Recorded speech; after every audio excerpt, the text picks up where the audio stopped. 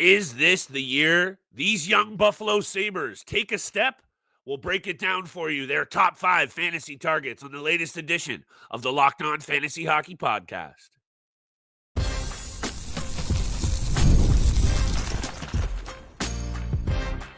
You're Locked On Fantasy Hockey, your daily podcast on fantasy hockey. Part of the Locked On Podcast Network, your team every day.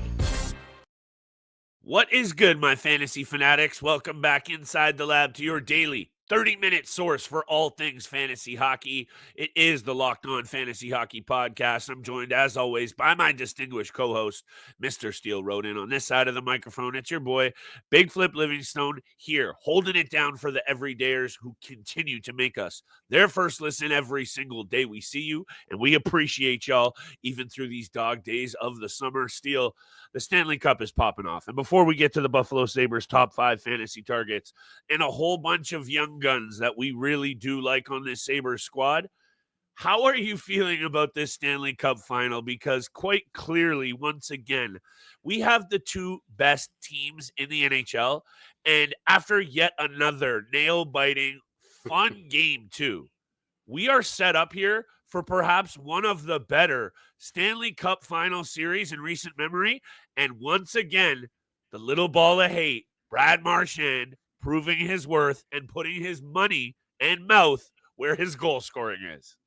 Yeah, I remember a certain handsome fellow from the Locked On Fantasy Hockey Podcast saying, X Factor the Rat.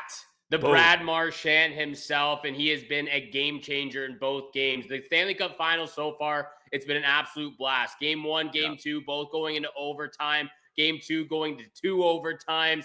It's been absolutely chaotic. You're seeing the snarl. You're seeing the flair from both teams right now. Pretty much scrums after every single whistle. Connor McDavid is just proving why, for most people, he is the best hockey player in the National Hockey League.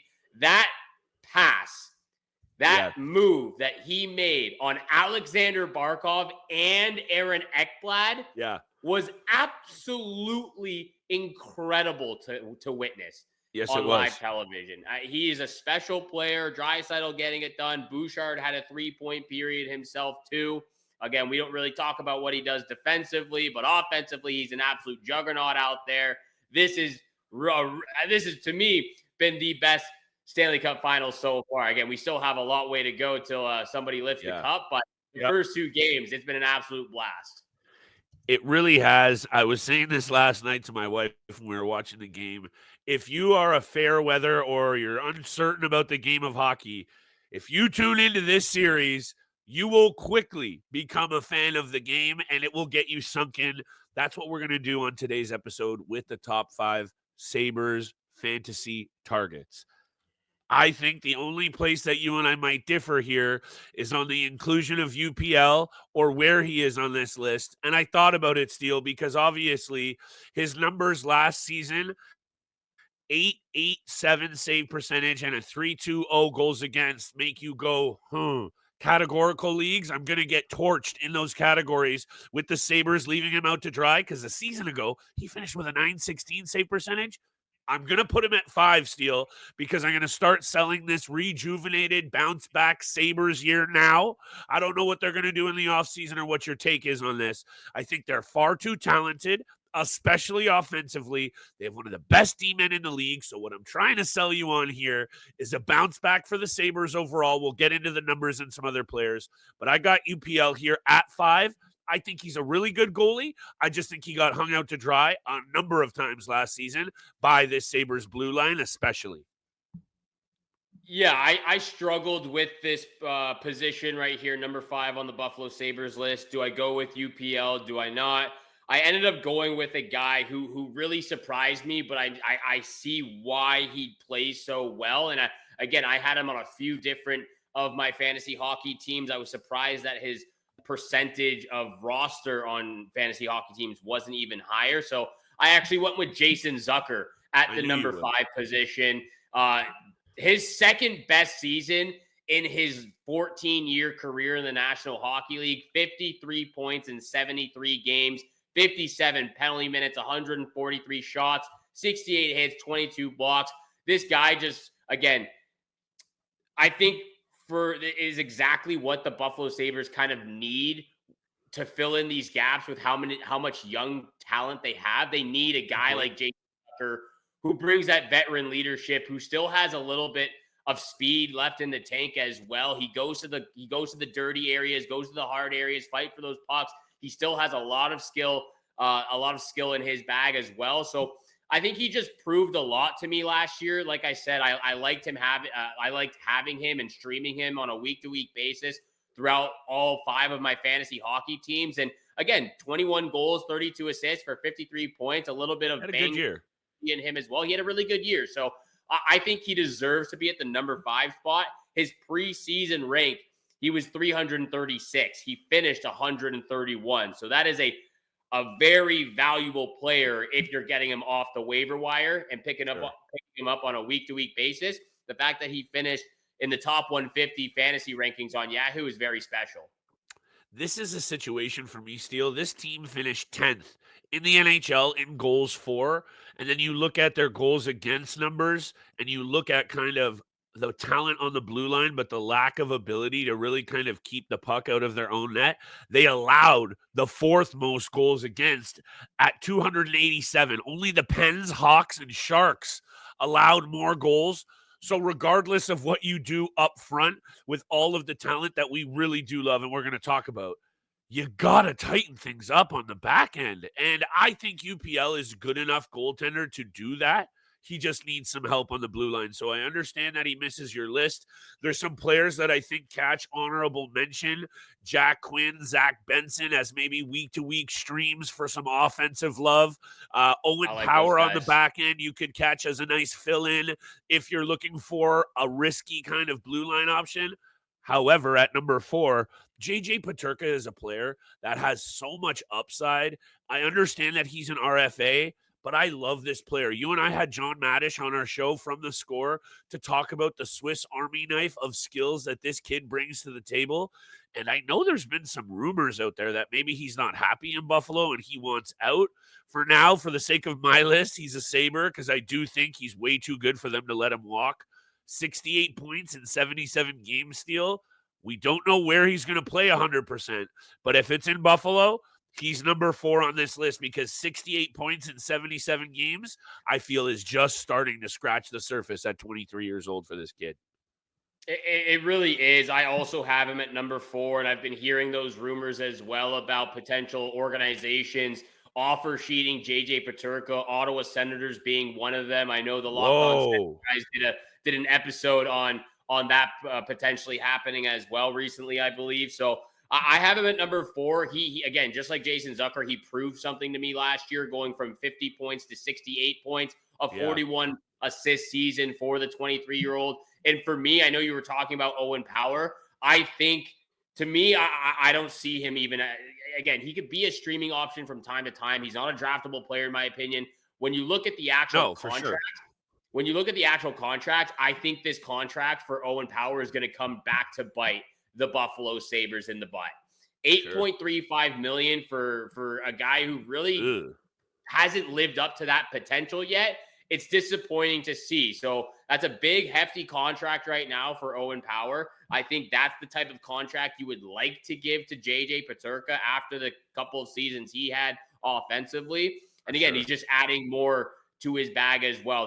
The shots on goal dropped off a little bit, but the shooting percentage went up from 12 to 15.6, 30 hits, 16 blocks. You're not getting a lot of those peripherals from him. Again, 68 points is incredible for this guy playing in the top 6 group. So he comes in at number 4 for me as well. Excited to see what the Sabres team does in the off-season free agency window.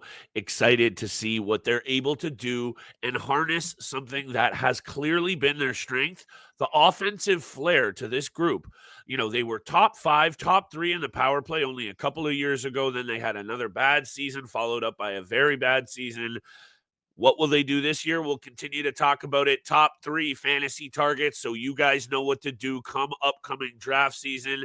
Today's episode is brought to you by our friends at Wonderful Pistachios. If you need a snack that's both delicious and nutritious, crack into a good source of protein with Wonderful Pistachios, one of the highest protein nuts. Each 1 ounce serving has 6 grams of protein, giving you over 10% of your daily value. Plus, they're packed with fiber and the better for you unsaturated fats to help you keep full longer.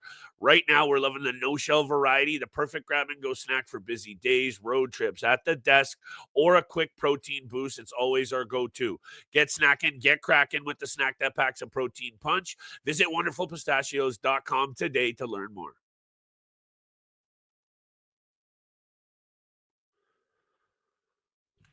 And thank you so much for making the Locked On Fantasy Hockey Podcast your first listen every single day. Continue to smash that subscribe button, the follow button, leave a 5-star review for your boys here, Flip Livingstone and Steele Rodin. We appreciate you out there. Thank you so much. At number 3 on my list, and I think our list will most likely be the same from this point out. At number 3, I have Alex Tuch. I think he's an absolute gamer out here. Yes, I think he's been great the last 3 seasons, 67 points in 82 games this year, 36 goals, 31 assists, 47 penalty minutes, 6 short-handed goals as well. So he was a dual threat on the power play and on the penalty kill for Buffalo. 196 shots, which he's been putting up over the last 3 years consecutively as well. He also brings the other peripheral value too. 113 blocks, a career high, 73 hits, which is almost a career high for him as well. But he's starting to fill that peripheral production a part of, or add that peripheral production a part of his game on a consistent basis right now. And again, if this team, which has been one of the best goals for team the last couple of seasons, if they can work defensively, if the power play gets a little bit better too, I think the numbers can even skyrocket more from what we saw. Alex Tuch started the season pre-rank before the season started at 75. He finished the season 50th on Yahoo. He is a 5th or 6th round pick, in my opinion. I think he's going too low. I think people actually need to reach on a guy like Alex Tuch. Steady as she goes, Steele. And I think if you can run the tape back to one of those early day episodes, you and I, it looked like I was recording back here in a den or something. I voiced my extreme support for Alex Tuch at multiple junctures. He is just so consistent and reliable. And aside from the season where he first joined the Sabres, and I think he was pretty banged up that year, 50 games played, he's been pretty durable and almost a point per game player. He is also, you and I talk a lot about sometimes we really like a player and what they do for impacting the game on the ice and the importance for their team to put W's in the win column and what their fantasy value is. Alex Tuch has it both going on. He is critical to the success of this forward group in the Buffalo Sabres system, and he also brings it for you on your fantasy team. Love this player. I don't think you can go wrong with drafting or reaching on this guy, Steele. And honestly, I'm buying into this bounce back in Buffalo this year, and I know that might be a bit of a tough sell because right now they're going to run back, perhaps if they lose Peterka, a worse roster. I just think that there's enough talent here. I mentioned Jack Quinn. I mentioned Zach Benson. They still have some intriguing young players with a lot of offensive upside. If that defense can get tightened up, or maybe they make an ad, I don't know what that looks like. I'm just posturing. I really love the value for these top guys to maybe even increase a little bit. 100%. Again, they still got even Peyton Krebs on that list. You have Devin Levi behind UPL. There's a lot to like about this team. I just think for maybe if you go along the sides of what happened, again, I think I mentioned this at some point during the season of what Ottawa has had to go through the last couple of years. Ownership change, general manager change, changing of the culture. Passing of the torch sort of vibe. I think that's something Buffalo really needs to go through because it just hasn't been it. And we had them as a playoff bubble team. We also had Ottawa as a playoff bubble team. We had Detroit as a playoff bubble team. Yeah. Ottawa was capable of doing it. Buffalo and Detroit were not able to. For Buffalo, that falls on ownership. For Detroit, that for me at least, it falls on Steve Yzerman, the general manager, of not having enough at the trade deadline. So again, culture needs to change for those two organizations, especially Buffalo. At number 2, I have Rasmus Dahlin. I hope you have Rasmus Dahlin at number 2 as well, Flip. Do you have Tage Thompson? I have Tage Thompson. You sell me on these peripherals all the time, and now you're not going peripheral value. But look, I think we're splitting hairs here because both of them are very close. I would also say in terms of where I'd be comfortable drafting them as well. So I don't think there's an argument really to be had one over the other. The key target here is one of these two guys are going to be the top guy off the board for the Buffalo Sabres. Yeah, again, splitting hairs here. I think they both go in the same round. I know Rasmus Dahlin probably gets drafted somewhere in the 3rd or 4th round, maybe ahead of Tage Thompson. I know I drafted Tage Thompson actually in the 3rd round or 4th round last year, but I have Rasmus Dahlin here. And I just think the explosiveness of what Tage Thompson brings offensively is why I put him at number 1. He had 37 even strength goals. He only had 7 power play goals. So again, that power play led the league, by the way, 37 even. That did lead the league as well. Thank you for that fantastic stat right there. I think he can be in contention. And I when we talk about the Rocket Richard, we had Tage Thompson. We also had William Nylander. We had Leon Draisaitl. I think Tage Thompson can be in contention for the Rocket Richard on a yearly basis. Again, that goes with if the power play is rocking at full percentage there. But for me, Rasmus Dahlin, 68 points in 73 games, 54 penalty minutes, 200 shots, 98 blocks, 101 hits. He fills in those peripheral gaps. That's also why I have Rasmus Dahlin at number 2. When you look at him from 2 years ago to this last season, I know he missed. Compared on a yearly basis, he missed 8 games compared to the year prior. But to go from 195 hits to 101 and down from 154 blocks to 98 and 235 shots to 200, that's a pretty steady drop from 2 years ago to last season. So that's why he comes in at number 2. And that's also why I have Tage Thompson at number 1. Yeah, I respect it. I do. And I can't argue with the explosiveness and the goal scoring ability of Tage Thompson. Let me explain a little bit more of why I have it, how I do right after the break. And on tomorrow's episode, should I say Monday's episode, Mr. Rodin, we start to enter into, I would say, a different echelon of quality of teams for the most part, of some really elite targets. We got the Ducks, Pens, Rangers, Red Wings on the come up. And as we head up the standings, there will be some very elite pieces to talk about. Let's get there. All the rest of the week, keep it tapped.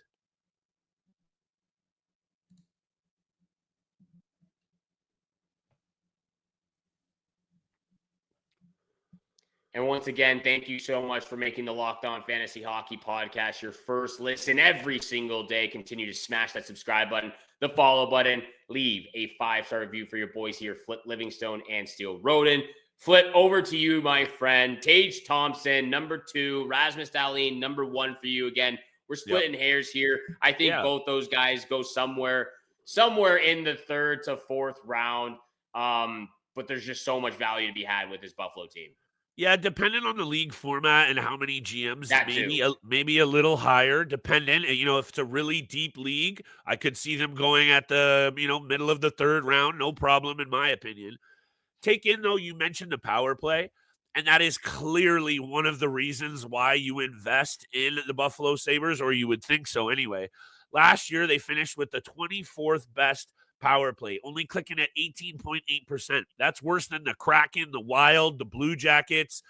That has to improve. And I'm not trying to beat a dead horse or be overly obvious, but when you are that weak defensively and your strong suit is scoring goals and you're actually not even doing it on the man advantage, it's no wonder that this team actually finished with a goal differential of -20 that I think could have been a whole lot worse. They did play pretty good down the stretch, 6-3-1 to close out last season. The peripheral category value that I get with Rasmus Dahlin, and when you look at the difference, the shot totals, all of those points you made, very fair. The difference in points last season to Thompson to Dahlin was only 4, and when then I also get what I get with those peripherals, even though they're down, Steele, I just see a little bit more value in Rasmus Dahlin. However, if Tage Thompson goes off for another 40 piece or more, I think he's locked in at the number one spot. However, there is no wrong choice here, I would say. Two very good fantasy options. You're on mute, pal. He's always back. once a week. But yeah, like I was saying, there's so much value to be had with this Buffalo team. It's just the fact that they haven't made the playoffs is very concerning and has the culture. Been the last, you mentioned it. The culture is a tough sell on these fantasy pieces. It really is, and maybe that's why we're hearing rumors of some of these players. Again, maybe Peterka, maybe Alex Tuch, maybe Owen Power or Bowen Byram of the direction of where this team is going right now. So you might see a lot of offer sheets this offseason as well, based on what happened in St. Louis with both Dylan Holloway and Philip Broberg. We could see a lot more offer sheets this season than we have over the last decade. So Tage Thompson, again, for me, comes in at number one, 44 goals. He put up 47 goals 2 seasons ago in 2022. Also a career high, 94 points for him. He had 72 points in 76 games. For me, the fact that he is 6'6", 220 pounds. He has the silkiest, softest mitts I've really seen in the National Hockey League besides Connor McDavid. He has some mitts for a guy who is that big and that tall. He's got so much poise as well in the corner, in front of the net. He has that Alexander Ovechkin-esque slap shot on the power play to his game. We're getting spicy now. There's so much to love about Tage Thompson. And I go back to the fact of a few years ago of management, of his head coach telling him, you're a goal scorer now. Start scoring goals. And he just switched on a dime.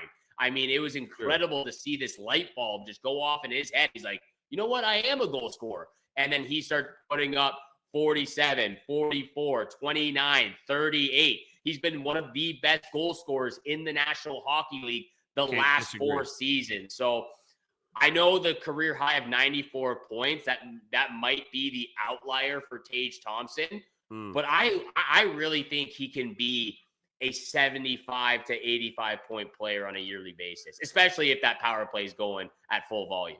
And just to wrap this up, I think, honestly, when it comes down to a young team struggling, how this team has the nature and fashion of which the franchise has struggled, when you don't have the security blanket of a back end and a goaltender playing with confidence and a back end that you can trust to make the plays, the young forward group will not thrive and produce at the level that they can. It just doesn't work like that in hockey. You need a balanced attack front to back, and all areas of the game have to be respected and taken care of, and they haven't done that. So if they can clean that up a little bit, who knows? There's been a lot of ifs and cans on this episode, but if they can, then I see where your angles with that offensive explosiveness with Thompson come into play. We'll wait and see. We'll continue to break it down for you guys. All summer long, baby. Thank you so much for making the Locked On Fantasy Hockey Podcast your first listen every single day. For your second listen, check out the all-new Locked On NHL Game Night. Every game, every night until a Stanley Cup champion is crowned. Edmonton and Florida, Game 3, coming up this week as well. We're excited for that. Like I said, every game, every night until a Stanley Cup champion is crowned. You can get local analysis on a national scale. Find NHL Game Night on Locked On NHL on YouTube or wherever you listen to your podcast. From your boys here, Flip Livingstone and Steele, Rodin, we wish you good luck with your bets. Hopefully they hit in Game 2, and we shall see you back here again on Monday. Peace.